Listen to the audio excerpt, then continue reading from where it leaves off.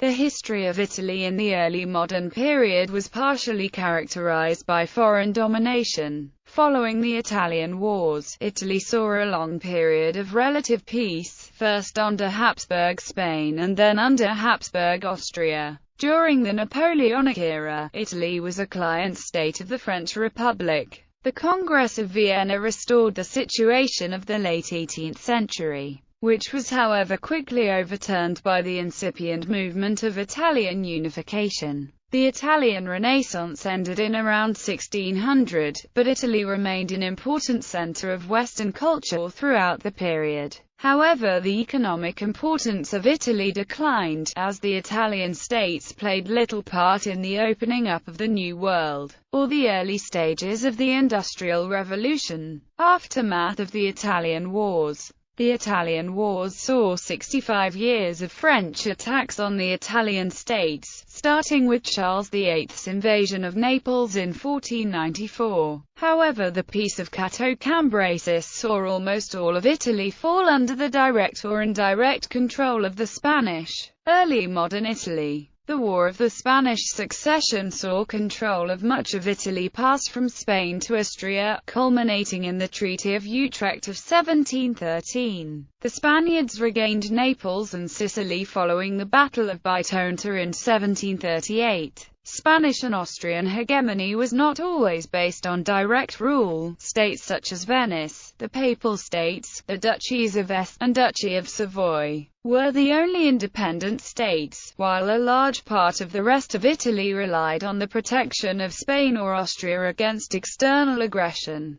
Furthermore, those areas under direct Spanish and Austrian control were theoretically independent principalities bound to the Spanish and Austrian empires. Through personal unions alone, Italy began to experience an economic and social decline as the 16th century progressed. The Age of Discovery had shifted the center of trade in Europe from the Mediterranean to the Atlantic, and so the Italian states lost much of their previous importance. Venice continued to fight bitterly with the Ottoman Empire for control of outposts in the eastern Mediterranean. It participated in the Great Naval Battle of Lepanto in 1571, and in the following century battled the Turks for 25 years until 1669, when it gained control of the Peloponnese in Greece. Venice experienced one last great martial triumph by helping to defeat the Ottoman Empire in the War of 1683 to 1699. By the 18th century, economic activity dwindled as the city withdrew in on itself and fell into stagnation, becoming easy pickings for the French revolutionary armies in 1796.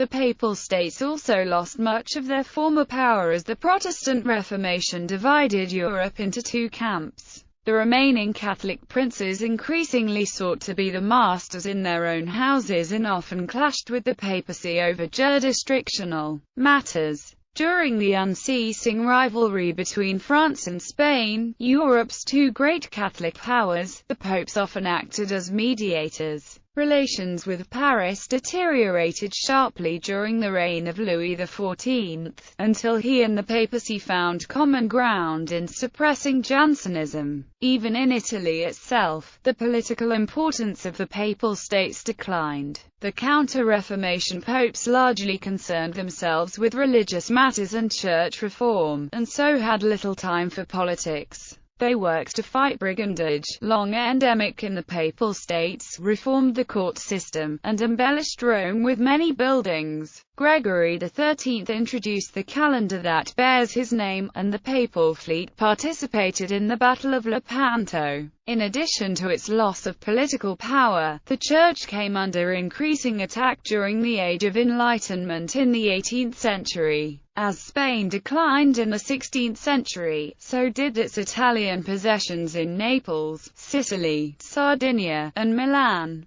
Southern Italy was impoverished, stagnant, and cut off from the mainstream of events in Europe. Naples was one of the continent's most overcrowded and unsanitary cities, with a crime-ridden and volatile populace. The Neapolitan aristocracy long resented Spanish rule and welcomed the arrival of the Austrians in 1707. However, they were disappointed as Vienna continued the practice of not allowing any autonomy to Naples. While the war raged, Austria imposed huge tax burdens on the city and did not begin to provide it with any adequate administration until peace returned. Graf von Dorn attempted several reforms, but came into dispute with the Church over jurisdictional matters. He largely succeeded in making peace with Rome, but international strife caused the Austrian emperors to impose more taxes on Naples and neglect all but the city's traditional feudal lords.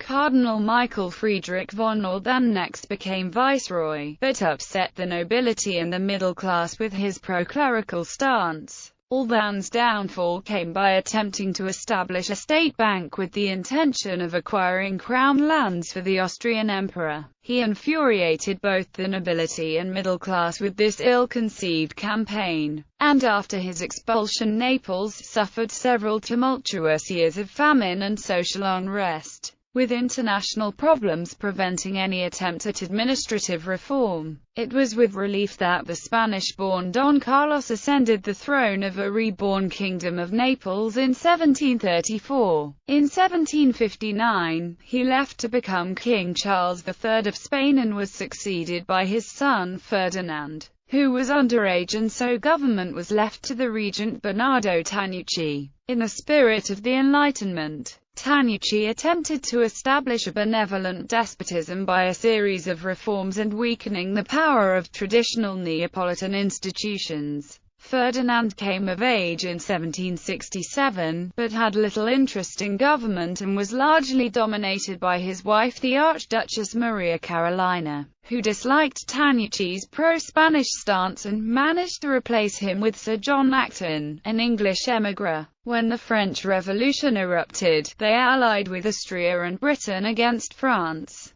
Sicily, on the other hand, experienced peaceful relations with Madrid, as the Spanish largely allowed the island to manage its own affairs. Since it was an important outpost in the Mediterranean as well as a significant trading partner of Spain, friendly ties were valued. After Sicily passed under Austrian rule in 1720, trouble erupted as Vienna stationed permanent garrisons of German-born troops on the island, provoking frequent and violent confrontations with the local populace. The corruption and backwardness of Sicilian society made it difficult to establish a working government, and much like Naples, Sicily was forced to pay massive taxes and tribute to Vienna. However, Emperor Charles VI attempted to build up Sicily's economy by turning Messina and other locations into important ports so as to attract foreign commerce, as well as shore up the island's failing grain and silk industries.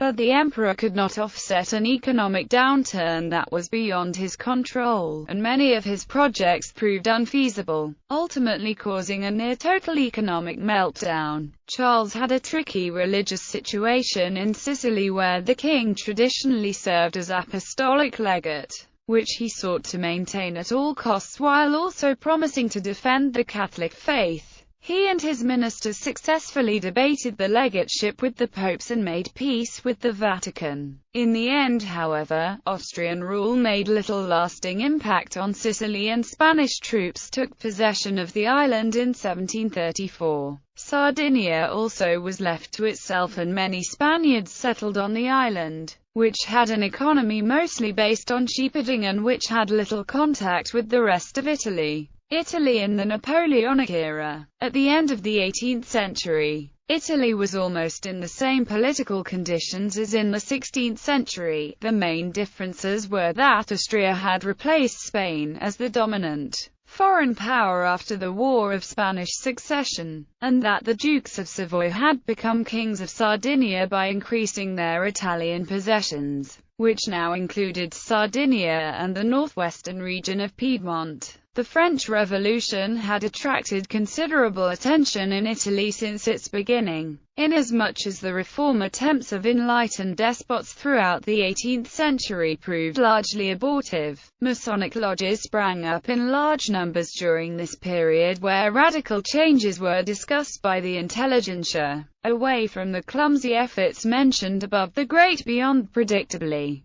The establishment in Italy was totally hostile to the ideas coming out of France, and harsh crackdowns were launched on dissent. As early as 1792, French armies had penetrated Italian soil, and that same year, the impoverished Piedmontese peasants warned their king that he might too face justice, as had happened to Louis XVI in France. The middle class in Rome revolted against the Vatican's political power, and their counterparts in Venice along with the nobility denounced that city's government. However, most of these protests accomplished little outside of Piedmont and Naples, and in the south a conspiracy hatched by pro-republican Freemasons was discovered and the ringleaders executed. Dozens of dissenters fled to France in the aftermath of the trials. One of these dissenters, Filippo Buonarroti, a member of an ancient Tuscan noble family, returned to Italy along with the French armies and briefly set up a revolutionary government in the Ligurian town of Wanglia. The privileges of the nobility were abolished and the church establishment replaced by a universalist cult of the supreme being. But after Robespierre fell from power in France, he was summoned back home and his experiment quickly ended.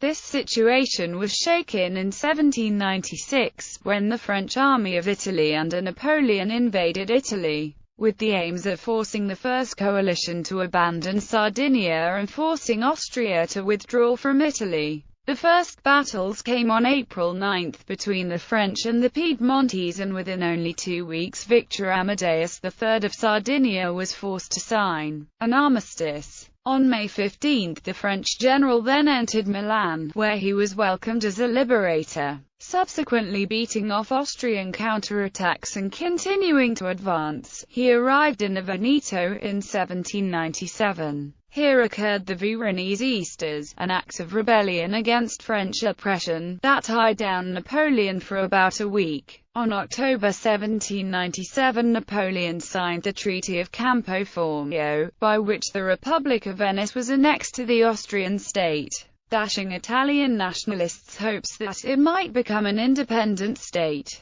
This treaty gave Austrian recognition to the existence of the Cisalpine Republic, and annexed Piedmont to France, even if, like the other states created by the invasion, the Cisalpine Republic was just a satellite of France. These satellites sparked a nationalist movement. The Cisalpine Republic was converted into the Italian Republic in 1802, under the presidency of Napoleon. As all of these republics were imposed by an outside force, none had any popular support in Italy, especially since the peasantry was alienated by Jacobin anti-clericalism. It would take a true grassroots movement to bring change. In addition, even native Republicans became disillusioned when they realized that the French expected them to be obedient satellites of Paris, which included frequent interference in local affairs and massive taxes. Return to the old feudal order was, however, equally undesirable, and so the Republican movement would gradually establish its goals as nationalism and a unified Italian state. After the War of the First Coalition ended, French aggression in Italy continued unabated, and in 1798 they occupied Rome, sent the Pope into exile, and set up a republic there. When Napoleon left for Egypt, King Ferdinand VI of Sicily retook Rome and reinstated the papacy. But almost as soon as his armies departed, the French returned and occupied Naples. Ferdinand's court was taken into exile by a British fleet. Another republic was set up which governed in a more radical and democratic fashion than the others. But Ferdinand skillfully organized a counter-revolt led by his agent Cardinal Fabrizio Ruffo, who landed in Italy and rallied a peasant mob, which then retook Naples and proceeded to pillage and destroy the manor homes of the hated nobility. There were also mass murders of bourgeois who had supported the French.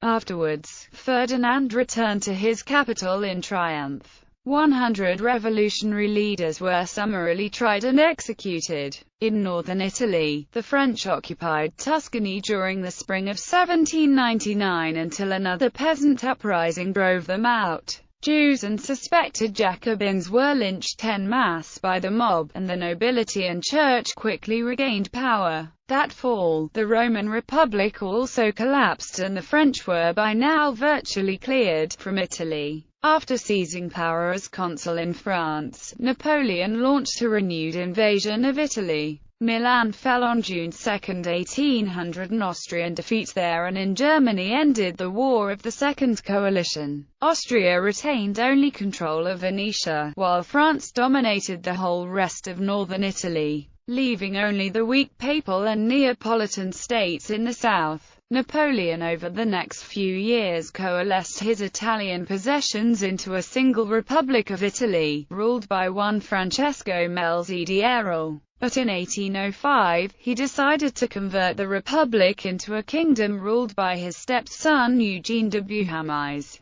The Kingdom of Italy was gradually expanded as Austria relinquished Venetia in 1806 and other bits of territory were added. Still other Italian regions were annexed directly into France. In 1809, the French reoccupied Rome and took Pope Pius VII prisoner. Ferdinand VI's dominions in southern Italy remained independent for the first few years of the 19th century. But they were too weak to resist a concerted attack, and a French army swiftly occupied Naples in early 1806. Ferdinand's court fled to Sicily where they enjoyed British protection. Napoleon appointed his brother Joachim as King of Naples, but he governed only the mainland as Sicily and Sardinia remained outside of French control. During the years of Bourbon exile in Sicily, the British came to exercise political control over the island and forced Ferdinand to impose several democratic reforms. But when the Napoleonic Wars ended in 1815 and the king returned to Naples, he resumed governing as an absolute monarch. Joachim Bonaparte meanwhile pursued an independent policy from France, instituting several reforms that strengthened the middle class in Naples.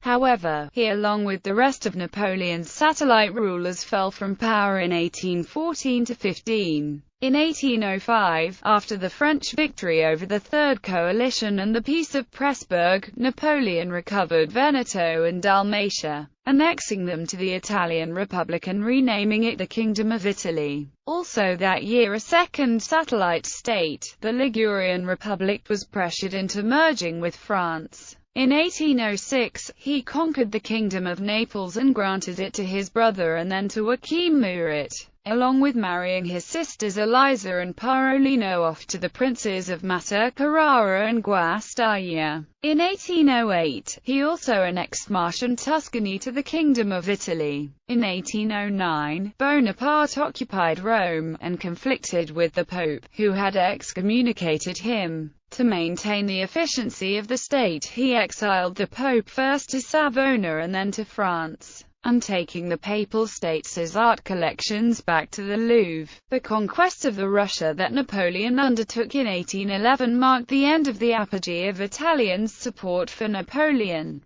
because many Italians died in this failed campaign. After Russia, the other states of Europe re-allied themselves and defeated Napoleon at the Battle of Leipzig, after which his Italian allied states, with Murat first among them, abandoned him to ally with Austria. Defeated at Paris on April 6, 1814, Napoleon was compelled to renounce his throne and sent into exile on Elba. The resulting Congress of Vienna restored a situation close to that of 1795, dividing Italy between Austria, the Kingdom of Sardinia, the Kingdom of the Two Sicilies, and Tuscany, the Papal States and other minor states in the center. However, old republics such as Venice and Genoa were not recreated. Venice went to Austria, and Genoa went to the Kingdom of Sardinia. On Napoleon's escape and return to France, he regained Murat's support. But Murat proved unable to convince the Italians to fight for Napoleon with his proclamation of Rimini and was beaten and killed. The Italian kingdoms thus fell, and Italy's restoration period began, with many pre-Napoleonic sovereigns returned to the thrones. Piedmont, Genoa and Nice came to be united, as did Sardinia, while Lombardy, Veneto, Istria and Dalmatia were re-annexed to Austria. The dukedoms of Parma and Modena reformed, and the Papal States and the Kingdom of Naples returned to the Bourbons. The political and social events in the Restoration period of Italy led to popular uprisings throughout the peninsula and greatly shaped what would become the Italian Wars of Independence. All this led to a new Kingdom of Italy and Italian unification.